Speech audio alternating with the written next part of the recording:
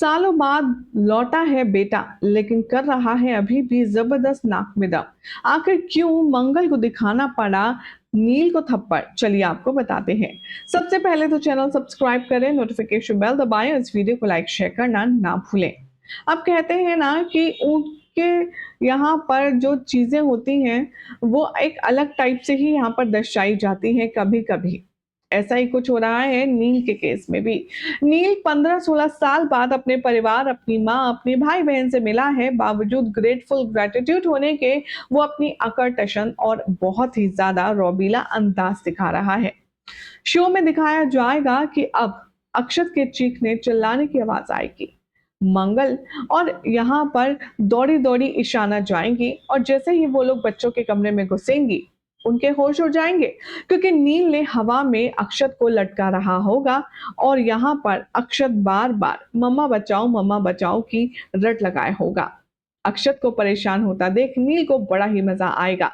जैसे ही यहाँ पर मंगल कहेगी कि ये सब क्या कर रहे हो तुम, उतारो उसे नीचे, तभी नील बहुत ज्यादा एटीट्यूड के साथ अक्षत को उतार तो देता है, लेकिन इस पूरे एक्टिविटी से अक्षत इतना घबरा जाता है, इतना सहमा हुआ होता है कि वो मंगल के पीछे जाकर छिप जाता है।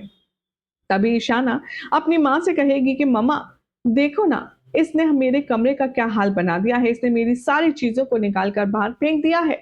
तभी यहाँ पर कहता है नील, ये मेरा कमरा है, ये मेरा घर है, तुम इस कमरे में अलाउड नहीं हो। तुम्हारे साथ में सोऊंगा तो दूर, तुम्हें मैं अपने कमरे में देखना तक नहीं चाहता। समझ गई? मैं इस घर का ओनर हूँ, मैं इस घर का वारिस हूँ, इसलिए जो मैं कहूंगा वही होगा।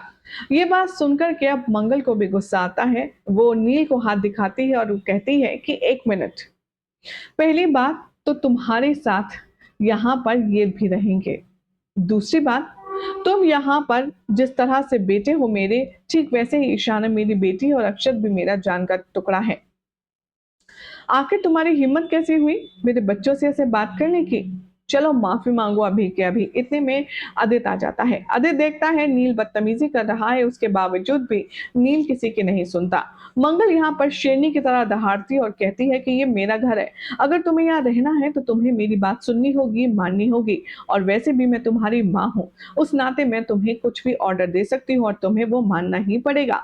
मतलब नील यहाँ पर अपने एरोगेंट एटीट्यूड को काम डाउन तो कर लेता है मंगल की इस धमकी से, लेकिन क्या इस शांति के पीछे कोई बड़ा तूफान है, ये देखना होगा, सोचना होगा काफी खास। फिलहाल तो ऐसे ही शानदार अपडेट्स के लिए चैनल सब्सक्राइब करें, नोटिफिकेशन बेल दबाएं और साथ ही साथ आप सभी देखते रहिए सीरियल स्यापा, ताकि कोई भी जानकारी आपसे छूट ना पाए। बहरहाल आपको कैसी लगी अपडेट मंगल की इस नए बेबी की, कमेंट कीजिए।